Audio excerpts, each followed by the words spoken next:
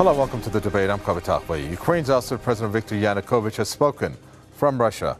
Among the key points that he made in his reaction to the events in his country, he said he still saw himself as the Ukrainian president and as such believed that Crimea must remain part of Ukraine, even though he would not run for the May presidential elections. He also blasted the West for allegedly betraying a February 21 agreement between the government and the opposition. Meanwhile, in Crimea, where the Russian Navy fleet is located, it was noted that concurrent to the May presidential elections in Ukraine, Crimea would hold a referendum on its future status, whether it will remain part of Ukraine or will join Russia. What would NATO's reaction be, who has warned it considered Ukraine's future to be key to the Euro-Atlantic security and assured the new government there in Kiev that the alliance would back its sovereignty? Those questions and more we're going to be asking our guests in this edition of the debate. Let me introduce them. Author and geopolitical analyst Mahdi Darius Nazemroaya joins us from Ottawa.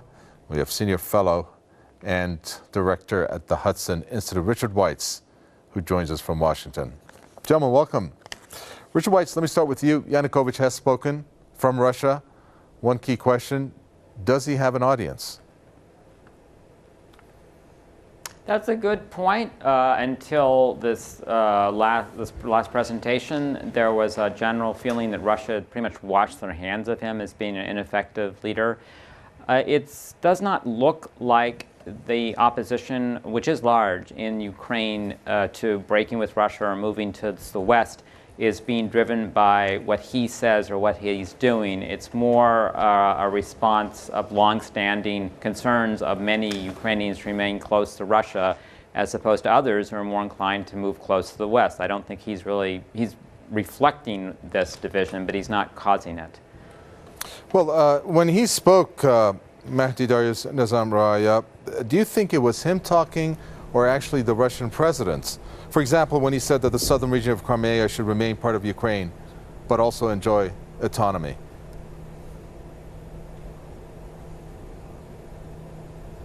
No, I think he's talking for the constituents in the Crimean Peninsula and the eastern part of Ukraine, as well as the southern part of the country. I want to make something very clear from the get-go about the ousted president of Ukraine, who's presently in Russia. This is not a pro-Russian man. The party he's from is not a pro-Russian party. Anything that portrays the Party of Regions as a pro-Russian party or a Russian satellite is misleading or grossly misinformed information. In fact, it was this current president, while he was prime minister, that was working for cooperation with NATO. So this president is actually speaking on behalf of himself and as well as a significant amount of the Ukrainian population. We can't think that that the entire population of Ukraine is against this man, because a significant amount of the population in the east and the south is against the people who've taken over in Kiev, the opposition parties. Richard Weitz, do you agree with that Yanukovych is not pro-Russian? Yes, I mean, I think that confusion sometimes arises in that we have to make a distinction between Russia and Russian citizens and ethnic Russians and Russian-speaking people in Ukraine who are Ukrainian citizens. The his party gets more support from the ethnic Slavs that are Russian-speaking than they do from those in Western Ukraine, which are more inclined to use Ukrainian language, for example. I think that is a legitimate distinction. But as our colleague pointed out, it's incorrect to say that he's a Russian puppet.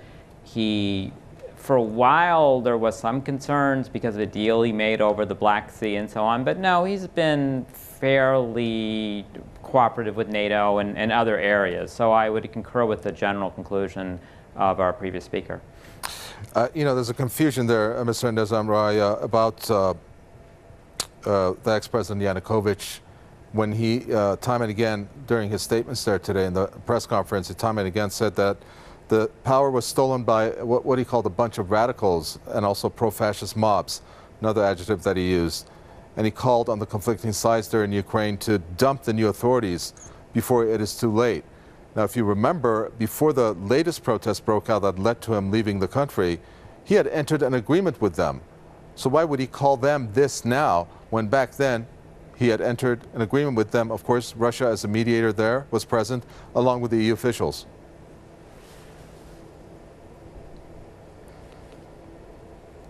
Well, that agreement, I think, was made to legitimize a coup. Essentially, the opposition, what they've done, whether you agree with them or not, whether they have popular support or not, what they've done is unconstitutional. What they've done in the Ukrainian Rada, like for instance, they appointed an acting president before the president was even impeached in the Rada, is unconstitutional, and it can very properly be described as a coup. I mean, he was trying to consolidate the situation and to bring the fire from the temperatures down in Ukraine, and that's why he made the agreement. But what he's saying now, obviously there's political motivation behind it, but that doesn't mean it's not true. That doesn't mean that there aren't militias on the opposition side that have taken over government buildings, that have used violence, that have threatened ethnic Russians or Jews in the country. I'd like to point out that one of the opposition parties there is tied to Nazi views, supports the people in Western Ukraine who supported the Nazis during World War II. And it's very accurate. It's accurate what he's saying, even though there is a political motivation behind his statements. How much popularity do you think they have? How much of the Ukrainians actually are composed who actually follow them? Are you talking about the neo-Nazis in Ukraine or the opposition? The neo-Nazis. Well, in Parliament, the neo-Nazis in the opposition form a significant amount of seats. There's also other ultra-nationalist parties that have leanings towards or sympathy towards Nazi thoughts that are outside of Parliament as well. So I would say that you can look at the parliamentary amount of seats as well as supporters within the protests. And I won't say all the protesters are neo-Nazis, and say that at least 15% of the population supports these groups. Yeah, see, this doesn't read, though, with all due respect, and I'm going to ask this from Richard Weitz, these neo-Nazis and nationalists whom are against their claims that are in the have seats along with the opposition, because these neo-Nazis are the same ones that said we do not want to have any outside interference. But I'd like to take a look, Richard Weitz, of what happened after this agreement that was made, because today Yanukovych blasted the West. He said allegedly that this February 21 agreement between the government and the opposition, well, it was influenced and intervened. It was an intervention by the West. Now, how could that have happened if it was the EU 3 ministers who were present during that agreement, and then afterwards we saw the protests continue, and then eventually Yanukovych leaving the country? Well, I mean, the West, it depends how you define interference. And I mean, the West has been actively involved in trying to mediate a solution to this crisis, and not only this Ukrainian crisis, but all the Ukrainian crises, since that includes the United States. It's primarily, though, Europe, and for this case, particularly Poland and so on. And they're neighbors. They want to prevent a civil war or related problems on their east, and so they've been heavily involved. The agreement didn't stick. That was the problem. They reached an agreement, but it didn't appear to take hold. And at some point, the security forces deserted the president, at least in the capital, and so he fled. We've of course seen this before, going with the Russian Revolution, for example. And so that's where we are now. There's been Russian involvement, there's been Western involvement, but not excessive, I would argue. I think that they can still reach an agreement which preserves Ukrainian sovereignty, in which the international community can play a constructive role in supporting Ukraine's recovery. But it'll be difficult. This is a challenging situation. You've got a divided population, you have a lot of economic problems, so we shouldn't underestimate the challenges ahead. Well, doesn't it seem kind of odd, Mr. Nazemroaya, that you have NATO, you have EU, you have the U.S.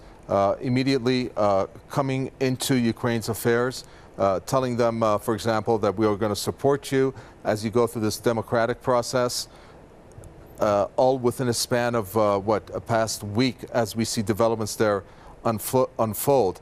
And I'd like to point out the Budapest Memorandum of 1994, of which there are certain restraints that are cited in this non-legal binding document. For example, one of them is the fact that the sovereignty and territorial integrity of Ukraine needs to be kept. And therefore, there should not be any intervention if there was a conflict to break out.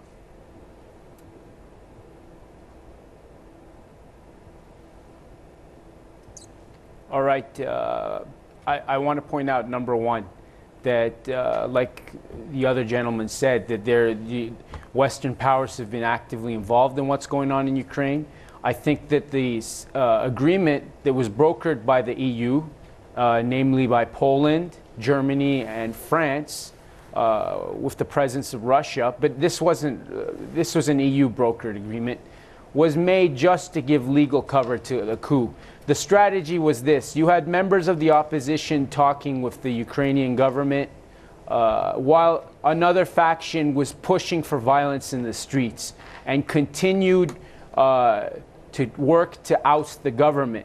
This is the same thing that's actually been going on in Venezuela as well. While these protests in Ukraine have taken place and these riots, in Venezuela, the exact same thing is taking place with the support of the United States. You have one faction of the opposition pushing for regime change in the streets, and then you have one faction that's negotiating. And that's what's happened in Europe. I mean, you had Victoria Nuland from the State Department. You had the EU Commissioner for Foreign Security Affairs, Catherine Ashton. You had John Regime Change McCain. You had various people from the European Union all going there supporting the opposition forces, the protesters, and the people who are behind the regime change there. John McCain asked for the government to be ousted in Kiev. And these same people, if we had people from Ukraine coming to their countries and capitals asking for the people to overthrow their governments, they wouldn't accept this. We have double standards here with it. This coup took place because Ukraine refused to sign an agreement with the European Union that would essentially change it into an Eastern European colony. Richard Weitz, parallels drawn there to what's happening in Venezuela. We could also perhaps in a way also compare to what's going on in Syria when we have the idea of regime change and the U.S. being involved here. Of course, in this case in point, we also have the EU involved in what's going on in Ukraine. Do you see parallels like that? And this comes as accusations of the U.S. arming rebels have surfaced. It's not 100% accurate based on some outlets, but it says that U.S. agents were giving $20 million a week for arms and other help to the opposition and rebels there in Kiev.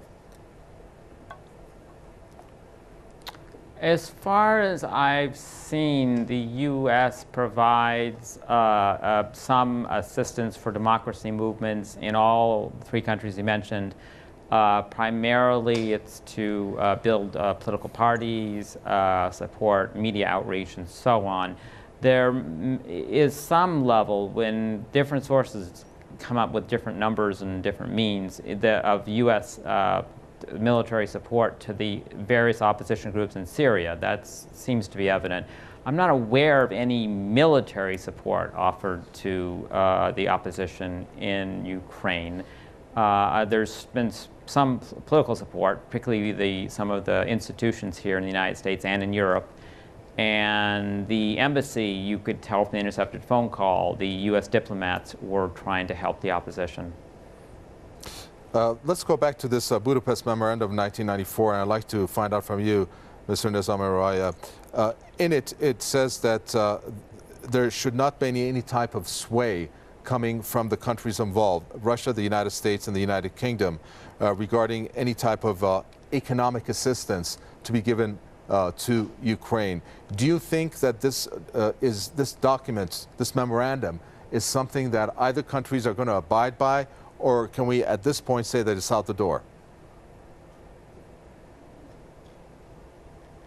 I mean, any rational person with logical reasoning and elementary understanding knows that this agreement isn't worth the paper it's written on in regards to it being respected. The European and the United States like to sign a lot of things, as do other countries in the world. But they don't respect any of these agreements. I mean, you've had opposition videos being professionally produced with propaganda saying that we're fighting for democracy.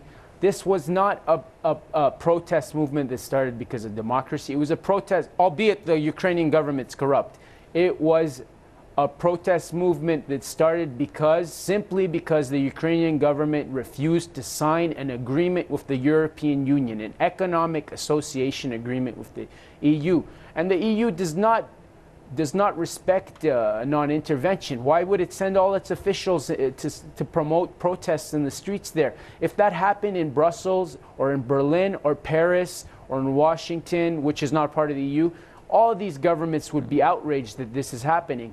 They've supported a coup, and they've given it legal cover. They've worked to justify and legitimize this coup, and they've just called it a democratic revolution, when it's not a democratic revolution. It doesn't represent all Ukrainians. It's overthrown the legitimate government of the country that was democratically elected.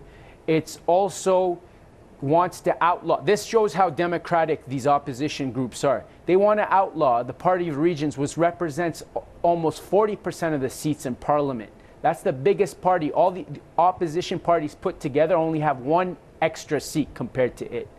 I mean, they've acted unconstitutionally.